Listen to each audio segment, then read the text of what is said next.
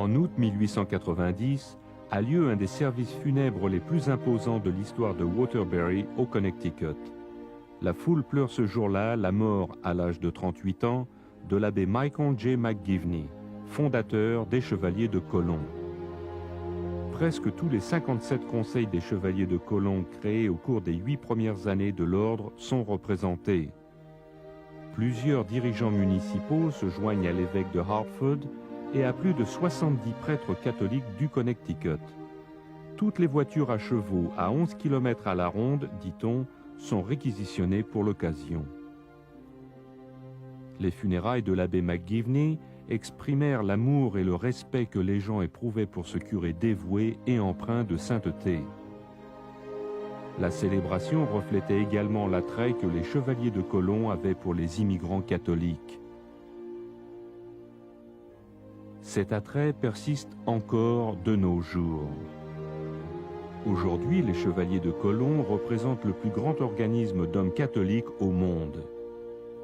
Pour souligner leur 100e anniversaire en 1982, les Chevaliers de Colomb ont rapatrié la dépouille de l'abbé McGivney à l'église Sainte-Marie à New Haven, la même où il avait fondé l'ordre. C'est là, plutôt qu'à Waterbury, qu'il repose désormais, dans ce lieu où la messe est célébrée chaque jour pour les membres défunts et leurs épouses, et où l'on prie en son honneur. Par lui, avec lui et en lui, tout honneur et toute gloire pour les siècles des siècles. L'abbé Michael McGivney voit le jour à Waterbury le 12 août 1852. Ses parents, Patrick et Mary Lynch McGivney, étaient arrivés aux États-Unis durant la vague d'immigration irlandaise du 19e siècle. Patrick McGivney travaille comme mouleur dans la chaleur et les vapeurs nocives de la fonderie de cuivre de Waterbury. Mary McGivney donne naissance à 13 enfants, dont 6 meurent en bas âge. L'aîné, Michael, avec 4 sœurs et 2 frères survivants, doit apprendre très tôt à composer avec le chagrin et la rude étreinte de la misère. Il comprend à quel point l'amour, la foi et la force morale renforcent la famille. Michael McGivney fréquente les écoles de la classe ouvrière de Waterbury. Il est bon élève et l'un de ses directeurs d'école l'admire pour son excellente tenue et ses succès scolaires. Après la guerre civile, l'industrie métallurgique du Connecticut est en plein essor. Il quitte l'école à l'âge de 13 ans pour aller travailler. Son emploi dans la fabrique de cuillères d'une usine de cuivre rapporte quelques dollars de plus à la famille. À l'âge de 16 ans, en 1868, Michael quitte l'usine. Ayant pour objectif d'accéder à la prêtrise, il voyage jusqu'au Québec aux côtés du curé de Waterbury. Inscrit au séminaire de Saint-Hyacinthe, il étudie en français et travaille dur pour préparer son admission au grand séminaire. Suivent 2 années d'études au séminaire Our Lady of Angels, affilié à l'Université de Niagara dans l'État de New York. Le jeune McGivney déménage ensuite à Montréal où il fréquente le collège Sainte-Marie, institution tenue par les Jésuites. Il est là lorsque son père meurt en juin 1873. À court d'argent et inquiet du sort de sa famille, il retourne aux États-Unis pour les funérailles et reste un moment à Waterbury. À la demande de l'évêque de Hartford, il entre au séminaire Sainte-Marie de Baltimore, au Maryland. Après 4 ans d'études, le 22 décembre 1877, il est ordonné prêtre dans la cathédrale historique de l'Assomption à Baltimore par Monseigneur James Gibbons, qui deviendra plus tard cardinal. Quelques jours après, en présence de sa mère, il célèbre sa première messe à l'église de l'Immaculée Conception de Waterbury. Le jour de Noël 1877, l'abbé McGivney commence son ministère comme vicaire à la paroisse Sainte-Marie de New Haven, première paroisse locale. L'ancienne église ayant passé au feu, on en bâtit une nouvelle en pierre dans un des quartiers résidentiels les plus chics de New Haven. Les gens du voisinage sont mécontents. En 1879, on lit même dans The New York Times « Comment une avenue aristocratique a été enlaidie par une église romaine ». L'abbé McGivney entreprend donc son ministère à New Haven parmi des familles ouvrières irlandaises tendues sur la défensive. Les prêtres de Sainte-Marie ont également pour tâche d'annoncer la bonne nouvelle aux détenus de la prison locale. Un des cas les plus célèbres de l'époque concerne un Irlandais de 21 ans qui, sous l'influence de l'alcool, a abattu un policier. James Chip Smith est jugé pour meurtre prémédité en 1881, reconnu coupable et condamné à être pendu. L'abbé lui rend visite tous les jours. Après avoir dit une messe pour le condamné le jour de l'exécution, la douleur de l'abbé est intense, mais le jeune détenu le réconforte. « Monsieur le curé, votre saint ministère me permet de regarder la mort en face. N'ayez pas peur pour moi, je ne dois pas faiblir maintenant. » L'abbé McGivney travaille étroitement avec les jeunes de la paroisse Sainte-Marie, leur enseignant le catéchisme et mettant sur pied une société d'abstinence totale pour combattre l'alcoolisme. En 1881, il explore avec quelques laïcs la possibilité de fonder une société de bienfaisance fraternelle et catholique. À une époque où les clubs paroissiaux et les sociétés fraternelles ont beaucoup d'attrait, le jeune prêtre pense qu'il y a moyen d'œuvrer à la fois à l'affermissement de la foi et au soulagement des familles pauvres accablées par la maladie ou la mort de leurs pourvoyeurs. Son projet d'organisme laïque autonome, associé à l'Église, est le fondement même de l'action catholique. Il en fait part à l'évêque de Hartford, Monseigneur Lawrence McMahon, qui l'approuve. Il se rend ensuite jusqu'à Boston pour en discuter avec des représentants de l'Ordre des forestiers catholiques. Puis il voyage jusqu'à Brooklyn pour consulter le Catholic Benevolent Legion. Il rencontre d'autres prêtres de son diocèse et il recueille des informations susceptibles d'aider les laïcs catholiques à gérer leur société de secours mutuel. Les gens qui connaissent l'abbé McGivney à cette époque sont impressionnés par son énergie et sa vigueur. L'abbé Gordian Daly raconte « Je l'ai rencontré une seule fois, et pourtant je m'en souviens comme si c'était hier. Son visage doux, pâle et beau. C'était un visage de prêtre. Voilà, tout est dit. C'était une figure d'une profonde sérénité. Rien de sévère dans sa contenance, même si on y décernait une grande force. » William Geary, un des membres fondateurs de l'ordre, raconte qu'à la première réunion du Conseil en 1882, l'abbé est acclamé comme fondateur par 24 hommes au cœur rempli de joie et de gratitude, car ils reconnaissent que sans son optimisme, sa volonté et ses conseils, ils auraient failli à la tâche. L'abbé McGivney suggère d'abord que l'ordre prenne le nom de « Fils de colon ». En évoquant la mémoire de l'audacieux découvreur du Nouveau Monde, il souhaitait allier foi catholique et amour de la patrie. Mais le mot « fils » est remplacé par le mot « chevalier », parce que les Irlandais qui ont fait la guerre civile estiment qu'un noble rituel aidera à faire avancer la cause, toute nouvelle, de la liberté civile des catholiques.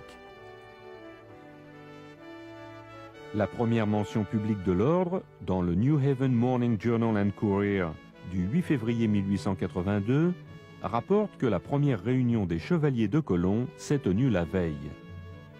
Le 29 mars suivant, la législature du Connecticut octroie une charte à l'ordre des chevaliers de Colomb. En 1882, la devise de l'ordre est « Unité et charité ». Plus tard s'ajouteront « Fraternité et patriotisme ». Dès le début, chacun de ces idéaux prévaut dans les cérémonies de la chevalerie. L'historien Christopher J. Kaufman perçoit, dans les thèmes colombiens, le fier reflet des promesses de liberté, d'égalité et d'opportunité si chères à la démocratie. En avril 1882, avec la permission de Monseigneur McMahon, l'abbé McGivney écrit à tous les curés du diocèse de Hartford. L'objectif premier de l'ordre, dit-il, est de dissuader les catholiques de faire partie des sociétés secrètes en leur offrant de meilleurs avantages financiers que ces dernières en cas de décès ou de maladie. Il insiste auprès de ses confrères pour qu'ils exercent leur influence afin qu'il y ait un conseil dans chaque paroisse. L'abbé McGivney installe lui-même les premiers officiers du conseil numéro 1, San Salvador, à New Haven en mai 1882. En mai 1883, le conseil numéro 2 voit le jour à Meriden, au Connecticut. Monseigneur McMahon est tellement impressionné par l'organisme qu'il devient lui-même en 1984 membre aumônier du conseil numéro 11. À la fin de 1885, on compte pas moins de 31 conseils à travers le Connecticut. Les voyages de l'abbé McGivney dans tous les coins de l'État et sa correspondance concernant les chevaliers de Colomb témoignent de son dévouement envers l'ordre. Mais malgré ses nombreuses activités, il demeure le vicaire énergique de la paroisse Sainte-Marie, toujours soucieux des problèmes de chaque paroissien. En novembre 1884, il est nommé curé de la paroisse Saint-Thomas de Thomaston, ville industrielle du Connecticut, située à 16 km de sa ville natale. C'est une paroisse criblée de dettes, desservant de pauvres ouvriers sans autre fortune que leur foi. Dans la prière et l'acceptation, l'abbé McGivney achève les 7 années qu'il a passées à la paroisse Sainte-Marie. Sur un parchemin, illustrant en filigrane un calice et une hostie, les paroissiens de New Haven lui présentent une résolution écrite déclarant que, malgré les fardeaux et les afflictions, sa courtoisie, sa gentillesse et la pureté de sa vie ont gagné l'amour et la confiance des gens de Sainte-Marie qui l'accompagneront désormais dans chacune de ses actions. Au cours des 6 prochaines années à la paroisse Saint-Thomas, il s'attaque au déficit de la paroisse tout en nouant les mêmes liens de dévouement et de charité qu'il a cultivés à New Haven. En même temps, il continue de servir à titre d'aumônier suprême et s'efforce d'étendre les activités de l'ordre jusque dans le Rhode Island. Plus tard, de 1901 à 1939, ses jeunes frères, Monseigneur Patrick et Monseigneur John J. McGivney, deviennent aumôniers suprêmes à leur tour.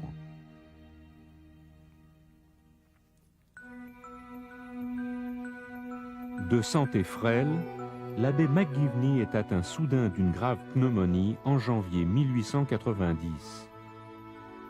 La maladie persiste. On a recours à divers traitements, mais en vain, et son état se détériore. Ses forces physiques l'abandonnent, au moment même où l'ordre qu'il a fondé acquiert une nouvelle vigueur. Le 14 août 1890, l'abbé Michael J. McGivney meurt à l'âge de 38 ans. Par sa piété et sa compassion, l'abbé McGivney a su pendant seulement 13 ans de sacerdoce se gagner l'amour de ceux et celles dont il avait été le vicaire et le curé. Son inspiration chrétienne, son esprit de meneur et son dynamisme administratif lui ont mérité la loyauté et l'affection des milliers de personnes qui le connaissaient comme fondateur des Chevaliers de Colomb. Dès sa création, l'organisme a raffermi les catholiques dans leur foi, leur a permis d'arriver à une plus grande sécurité financière dans un monde parfois hostile, en plus de fortifier leur amour-propre. Les Chevaliers de Colomb, ayant connu une croissance remarquable depuis leur début modeste dans un sous-sol d'église, allient la fraternité catholique à l'une des entreprises d'assurance les plus prospères des États-Unis. Il existe aujourd'hui plus de 12 000 conseils actifs dans 13 pays. Chaque année, 1,6 million de chevaliers font des dons dépassant les 100 millions de dollars à des œuvres de charité et offrent plus de 50 millions d'heures de bénévolat. Les 4 tours du siège mondial de l'ordre sont un symbole de charité, d'unité, de fraternité et de patriotisme à travers le monde. À l'église Sainte-Marie de New Haven, les chevaliers peuvent se rendre en pèlerinage au lieu d'origine de leur ordre. Dans cette église entièrement rénovée se trouve le sarcophage en granit poli de l'abbé McGivney. Lors de la première messe commémorative célébrée pour tous les chevaliers décédés l'année de sa mort, on a dit de l'abbé McGivney « C'était un homme du peuple, soucieux du bien-être du peuple. Dans sa grande bonté, son âme de prêtre s'appliquait sans cesse et de toutes ses forces à améliorer leurs conditions. Très cher fondateur, pour avoir donné naissance aux Chevaliers de Colomb, vous avez sûrement accès à la joie et à la paix éternelle. »